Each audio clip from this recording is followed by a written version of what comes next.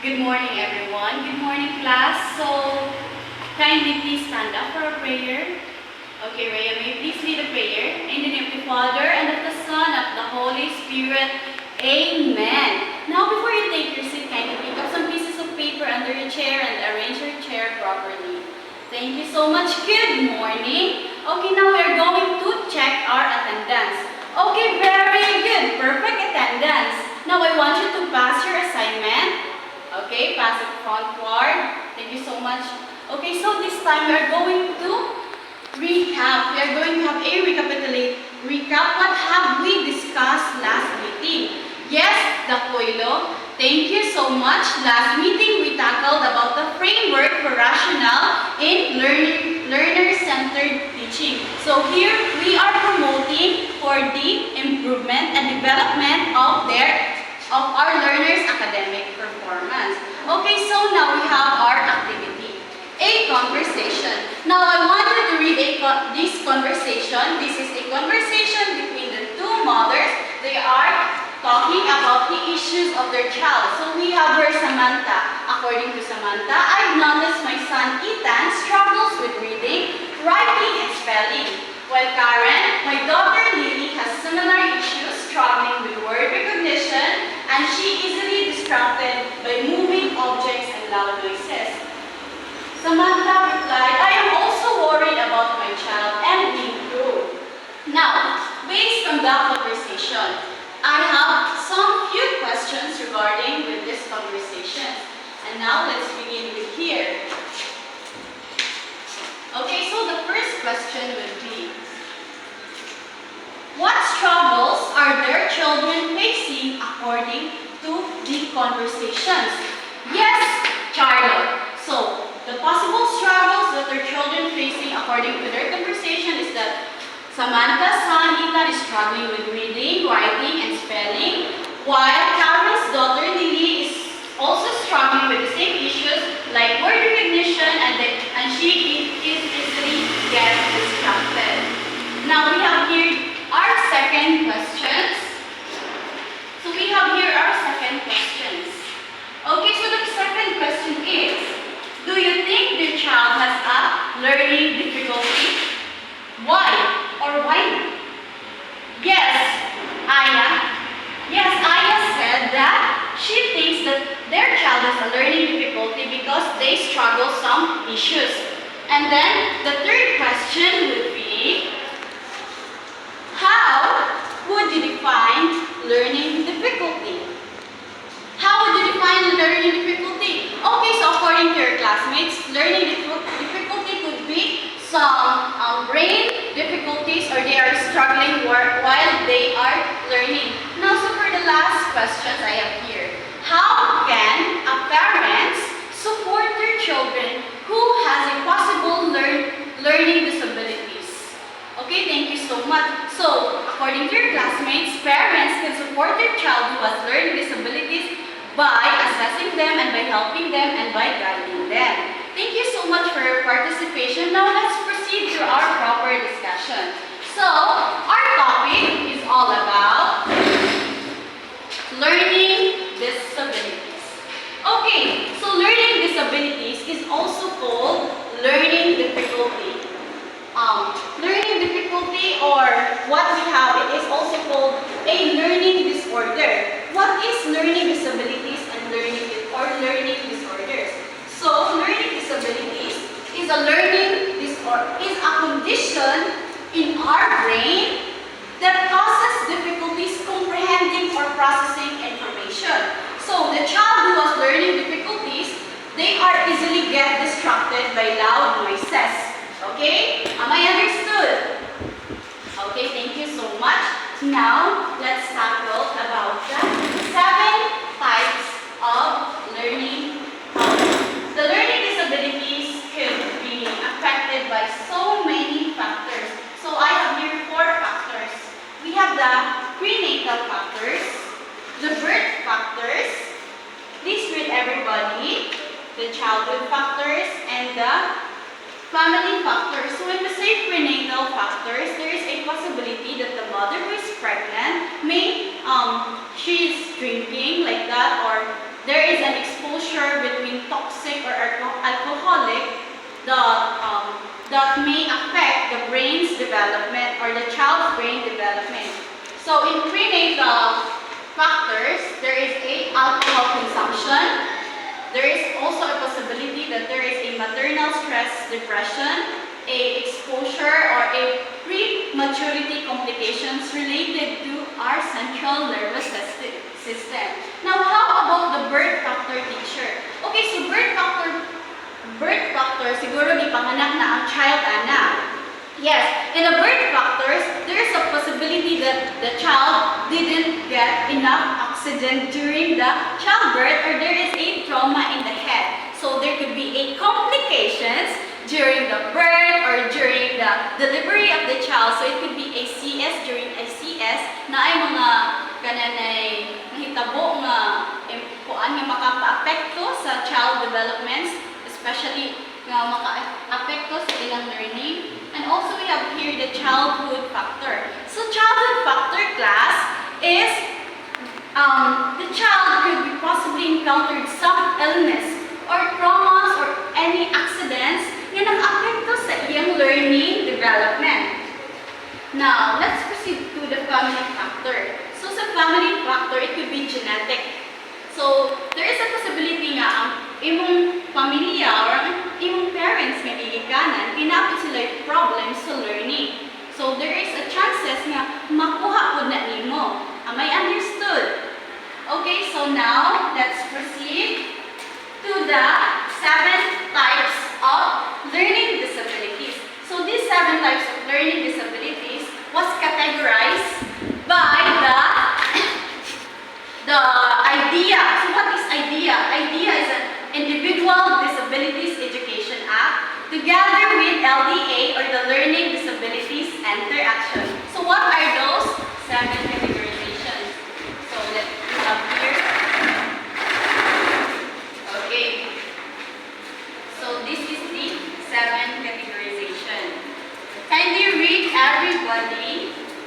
Kindly read what are those 7 categorizations of learning disabilities.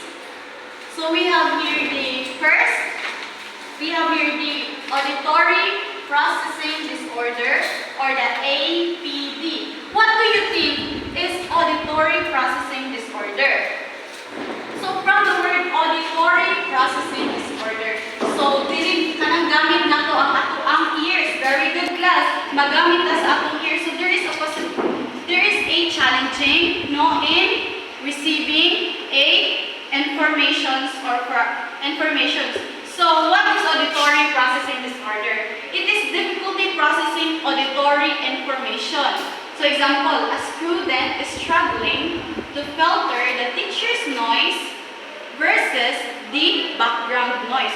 So magproblema ka, maglibog ka, unsay tingog sa maestra o unsay tingog sa kanang mga naa sa imong luyo, mo na siya ha. So what words or sounds mean? They hear but trouble making sense of them. So makadungog ni siya kaning auditory processing disorder. The child who is suffering APD, makadungog siya, but the problem is di niya kayang ma-distinguish. Di niya kayang ma-distinguish ang teacher sounds or ang background sounds ingana. So maglisod po siya og kuan sa words or sounds mean. Na ako'y possibility, class, na sa auditory processing disorder, ang child kay kanaganing hinay siya, slow siya mo respond. It's because ang imong gipang-ingon, dili kaayo siya makadungog or maglibog siya. Am I understood? Okay, so let's proceed to dyslexia. Dyslexia is very common, no? We are familiar with the word dyslexia. So when we say dyslexia, na siya problem sa spelling, sa reading, and sa writing. Mao na siya ang dyslexia, which is very common. Nakainumdumo ni Ishan. Si Ishan is a child, diba? It is an Indian movie. Mao to siya, si Ishan na ay dyslexia. So si Ishan ay bisod siya o spelling. So in dyslexia, a child may be confused from the right spelling of bike to big. Or pwede po magkabali-bali ang iyang letters or numbers. Mao na siya ang dyslexia. So we have this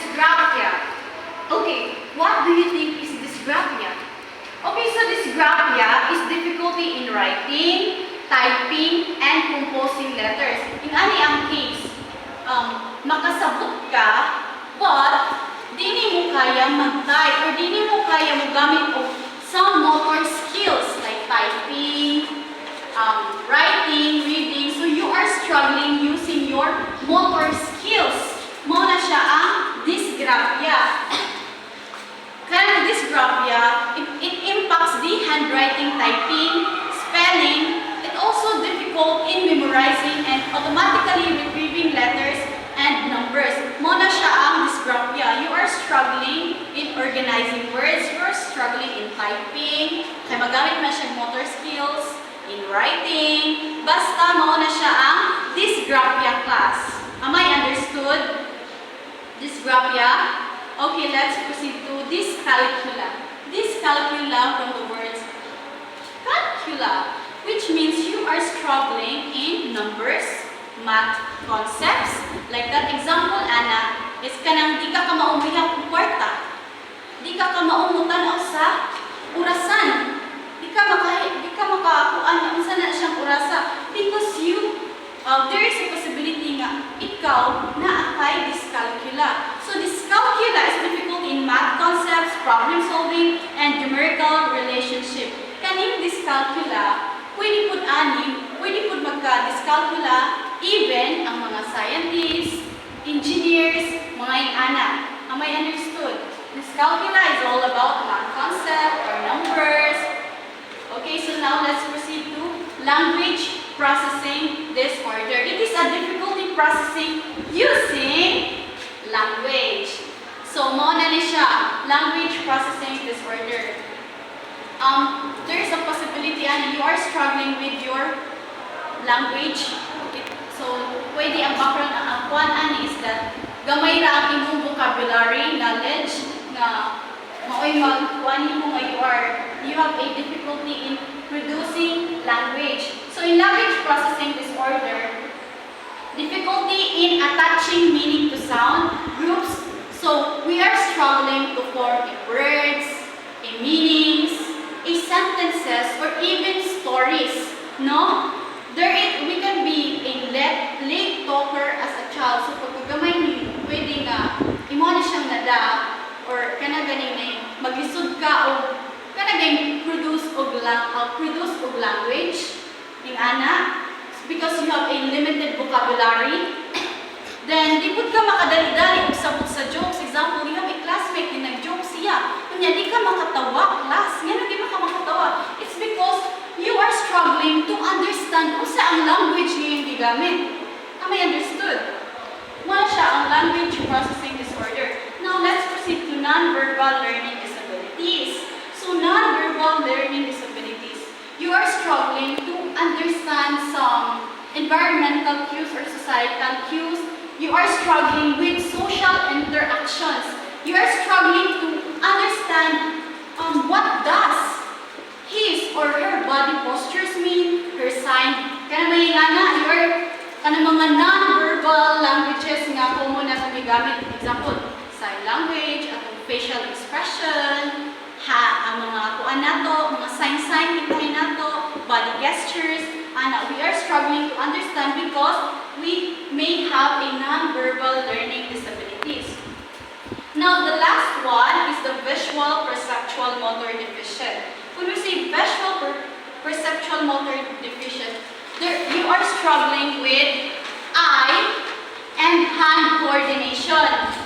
Visual perceptual motor deficient. Kaning visual motor deficient class, you have a difficulty processing, integrating visual information. So example, a student has trouble recognizing shapes, patterns, objects, mga ingana. So we are reading or navigating surroundings, but we can keep track on that because we may have a visual perceptual motor. Di na ko kaya kung square ba na siya, yung anak ay biso. Ang mostly anak pas no, kanang mga na problema sa mga eyes nila. Sa visual, we are using our eyes, right? Sa kanang language processing is kanang sa kuana to sa pag-produce na to og sounds. Sa kuana to dysgraphia is the motor skills. Okay? Am I understood? So class, pag hinihinay na mo, sabot sa inyong kaugalingon, basig na amoy learning disabilities, basig na amoy dyslexia, or dysgraphia, or dyscalculia, or language processing disorder, or it could be non-verbal learning disabilities, or visual, perceptual, motor deficient. Pero take note, you need to ask po sa mga specialists and professionals. Okay, so we have here the 7 types of learning disabilities. Now, as a teacher, how can we help our child who has a learning disabilities? So we are going to tackle that class here.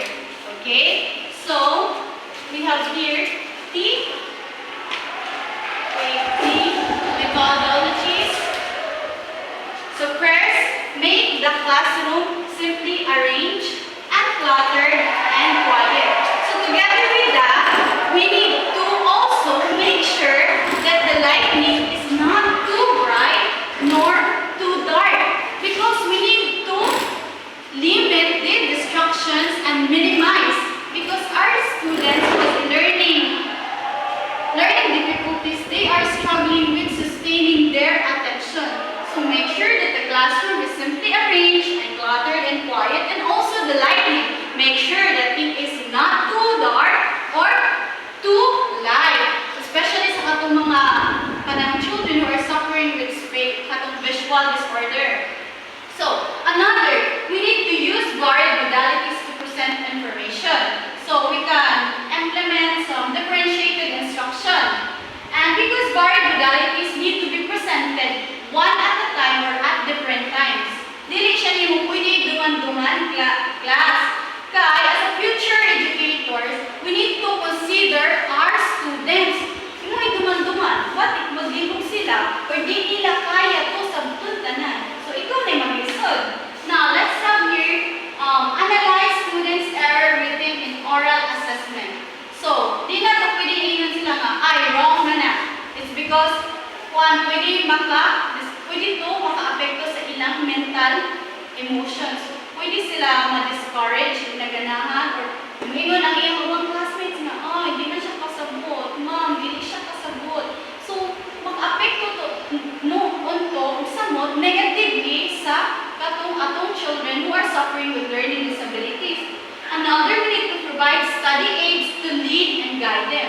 So by the help of study aids, we can explain to them we can use scaffolding, no? They can use scaffolding by the help of study aids, because they can break down into simpler so that they will be able to understand some informations nga kanang maglisod sila. So study aids like visual aids, or unsa pa yun na hunahunaan nga study aids nga maka-help para ma-learn ang atong kanang children who has learning disabilities. So class, we need to accommodate our child who has learning difficulties or learning disorders, because they need our extra support and additional support. Am I understood? Remember they are child who has learning disorders, but they are not the child who is disabled. So it means na pwede pa ma-improve if we make an effective strategy. If we can find some effective strategy, pwede pa jud nato ma-improve ang atong child or pupils who are struggling with learning disabilities. Am I understood? Okay, so class, now I think we can proceed to our assessment. Okay, so for our assessment,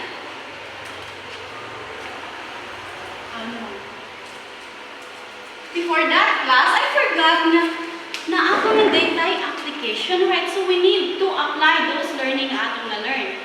So, okay, I'll be 24, count 1, 2, 3, 4. Okay, proceed to your groups, and all you have to do is you need to use a bond paper and a marker. All you have to do is determine whether the statement belongs to dysgraphia, dyscalculia, the kananay dyslexia, or the auditory processing disorder, like that. Am I clear? Okay, number 1, number 2, number 3, number 4, number 5, number 6, number 7, and number 8. Very good, class. Group 1 got 8 points times 5. Group 2 got 5 points times 5. Group 1 got 8 points times 5. And Group 3, Group 1, Group 2, Group 3, Group 4 got 8. Well, the other got 5, okay? Oh, please check your paper. Oh, please check your scores na lang. Then, write your names in a one-page sheet of paper with your score. Then, pass to me. Okay, I'll check it later. Now, class, are we ready? Please settle down because we are going to proceed to our assessment. Here in assessment, kindly get some one-page sheet of paper and draw a happy face if you agree with the statement and sad face if you disagree. Okay, number 1. Every student deserves equal opportunities to learn and grow regardless of their abilities. What do you think is the answer? What do you think is the answer? Okay, very good. A happy face. Number 2. Learning disabilities are a distraction in classroom. What do you think is the answer? Okay, number 2. The answer is sad face. Okay, because learning disabilities are not distractions, okay? How about number 3? Accommodating students with learning disabilities enhances the learning experience for all. What do you think is the answer? A sad face. Very good, everybody. Now let's proceed to number 4. Learning disabilities are a personal problems and not a school concern. What do you think would be the answer? A sad face? Okay, yes, the answer is sad face. Okay. How about number 5? Students with learning disabilities can achieve their dreams with proper support. Very good. It is a sad face. Now, who got 5 scores? Who got perfect scores? Kindly raise your hands. Very good, class. Pass your paper in front. Okay. Now, before we end this, I want you to have some assignment. Okay, so we have here our assignment. Please research more information about the 7 types of learning disabilities nga akong natakot. And then list common symptoms, characteristics, and describe accommodations and support strategies for each learning disabilities. Am I understood? Is that clear? Okay, nga na po may nabiling nga assessment adto. Kindly pass. Okay, thank you so much. So, I know na namin na-learn, right? Namin na-learn. Okay, thank you so much. Can you participate? Okay, yes, namin na-learn. Yes. Okay, so now I think let's have some concluding activity. So, teacher, what is our concluding activity? Okay, I want you to please stand up, raise your right hand, and follow after me. This is a learning disability promise. Okay? Learning disability awareness promise. So, okay, please raise your right hand. Okay, I state your name, promise to value, respect, and empower individuals with learning disabilities. Okay? Yes? Thank you so much for your participation. Now you may take your seat. I think that will be all. I hope you learned something today. This is Teacher Kimberly Ilicano. Goodbye.